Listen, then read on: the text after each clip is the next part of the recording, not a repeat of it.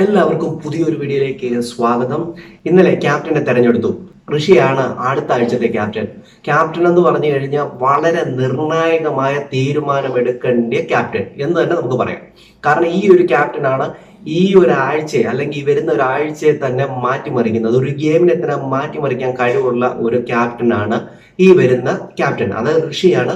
ഋഷിക്ക് എത്രമാത്രം ഈ ക്യാപ്റ്റൻസി കൊണ്ടുപോകാൻ പറ്റുമെന്നുള്ളതൊക്കെ നമുക്ക് കണ്ടറിയണം. പക്ഷെ ഇതിനകത്ത് ഏറ്റവും മുഖ്യമായ ഒരു ഘടകം എന്ന് പറഞ്ഞു കഴിഞ്ഞാൽ പവർ ടീമിനെ തിരഞ്ഞെടുക്കുക എന്നുള്ളതാണ്. അതിന് പല മാർഗങ്ങളാണ് അവർ മുമ്പോട്ട് വെക്കുന്നത്. ഇവിടെ സായും സിജോയും അവർ ക്യാപ്റ്റനായി കഴിഞ്ഞിരുന്നെങ്കിൽ അവർ വെക്കാൻ ഉദ്ദേശിച്ച പ്ലാനുകൾ എന്ന് പറഞ്ഞു കഴിഞ്ഞാൽ സ്ട്രോങ് ആയിട്ടുള്ളവരെയൊക്കെ പവർ ടീമിലിട്ടിട്ട് വീക്കായിട്ടുള്ളവരെ വെളിയിലിട്ട് അവരെ പുറത്താക്കുക എന്നുള്ളതായിരുന്നു അവർ മനസ്സിൽ വിചാരിച്ചുകൊണ്ടിരുന്നത്.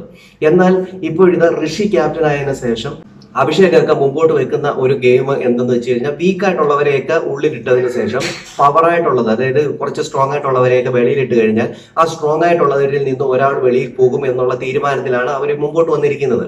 ഇതുകൊണ്ട് പല ഉദ്ദേശങ്ങൾ നടക്കുമെങ്കിലും ഒരു വിധത്തിൽ പറഞ്ഞാൽ ഇതൊരു നല്ല തീരുമാനം തന്നെയാണ് എന്ന് നമുക്ക് പറയാം. കാരണം ഏതെങ്കിലും ഒരു സ്ട്രോങ് ആയിട്ടുള്ള ഒരു മത്സരാർത്ഥി വെളിയിൽ പോയി കഴിഞ്ഞാൽ ഇത് ഋഷിക്ക് ഗുണം ചെയ്യും. പലരും പറയുന്നുണ്ട് ഋഷി മാനിപ്പുലേറ്റ് ആയിട്ടാണ് നിൽക്കുന്നതെന്നുള്ളത്. കാരണം മറ്റൊരാൾ പറയുന്നതിനനുസരിച്ച് ഋഷി തുള്ളിച്ചാടുന്നു എന്നുള്ള രീതിയിലേക്കാണ് പോയിക്കൊണ്ടിരിക്കുന്നത്.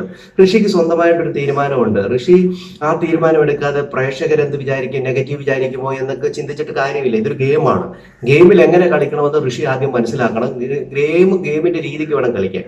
അത് എങ്ങനെ കളിക്കണം എന്ന് ഋഷി തീരുമാനിക്കണം. ഇവിടെ പവർ റൂമിലേക്ക് അവർ സെലക്ട് ചെയ്തിരിക്കുന്നത് അഭിഷേക്, നോറ, അതോടൊപ്പം റസ്മിനെ, അപ്സര, ശ്രീതു, അതോടൊപ്പം ശരണ്യ, അങ്ങനെ തുടങ്ങിയ ആൾക്കാരെയാണ്. അതൊരു 7 പേരെ കയറ്റാമെന്ന 7 പേരെ പവർ റൂമിലേക്ക് കയറ്റാമെന്നുള്ള തീരുമാനത്തിലാണ് അവർ നിൽക്കുന്നത്. അതിൽ ബിഗ് ബോസ് ഇനി തടയിടുകയോ ഇല്ലയോ എന്നുള്ളതൊക്കെ കാത്തിരുന്ന് കാണണം. ഇതൊരു ഗെയിം ചേഞ്ചർ എന്ന രീതിയിലേക്ക് കൊണ്ടെത്തിക്കാൻ പറ്റുന്ന ഒരു ടാസ്ക് ആണ് ഈ ഒരു പവർ റൂമിനെ തെരഞ്ഞെടുക്കുക എന്നുള്ളത്. അത് എത്രമാത്രം ഋഷി ഗുണകരമായി ചെയ്യുമെന്നുള്ളത് നമുക്ക് കാത്തിരുന്ന് തന്നെ കാണാം. പലപ്പോഴും അത് ജിൻഡോയെ ഒഴിവാക്കും. ജിൻഡോയെ വെളിയിൽ തന്നെ ഇടാനാണ് സാധ്യത കൂടുതൽ. ഋഷി അത് ചെയ്യുമെന്നുള്ള കാര്യം ഒരുവിധം ഉറപ്പാണ്. കാരണം അവരുടെ ടീമിന് വേണ്ടി കളിച്ചാലും കളിച്ചില്ലെങ്കിലും ഇവര് ആവശ്യം വന്നു കഴിയുമ്പോഴത്തേന് തള്ളിക്കളയുന്ന ഒരു സ്വഭാവമുള്ളവരായതുകൊണ്ട് തന്നെ ജിൻഡോയ്ക്ക് ഒരു ചാൻസും ഇല്ല പവർ റൂമിൽ കയറാൻ എന്നുള്ളത് ഉറപ്പാണ്. കാരണം എത്ര അവർ ആത്മാർത്ഥമായിട്ട് കളിച്ചാലും അവസാന ഘട്ടത്തിൽ ജിൻഡോ തെറ്റുകാരനാണെന്ന് പറയുന്ന ഒരു ടീമാണ് അവിടെ ഉള്ളത്. അതുകൊണ്ട് തന്നെ ജിൻഡോയ്ക്ക് ഹോപ്പൊന്നും ഇല്ല എന്നുള്ള കാര്യം 100% ഉറപ്പാണ്. എന്തുമായാലും ക്യാപ്റ്റനായി ഇരിക്കുന്ന ഋഷി ഇനി എന്തൊക്കെ മാറ്റങ്ങൾ ഇനി പുതുതായിട്ട് കൊണ്ടുവരാൻ പോകുന്നു നമുക്ക് കാത്തിരുന്നതിനെ കാണാം. എന്തായാലും അടുത്തൊരാഴ്ച കൊണ്ട് ഋഷിയുടെ തനി സ്വഭാവം പുറത്തു വരും. അത് നമുക്ക് കാത്തിരുന്നതിനെ കാണേണ്ടതായിട്ടുണ്ട്. ഋഷി നല്ല രീതിയിൽ കളിച്ചു കഴിഞ്ഞാൽ നല്ലൊരു ക്യാപ്റ്റനായിട്ട് മാറും.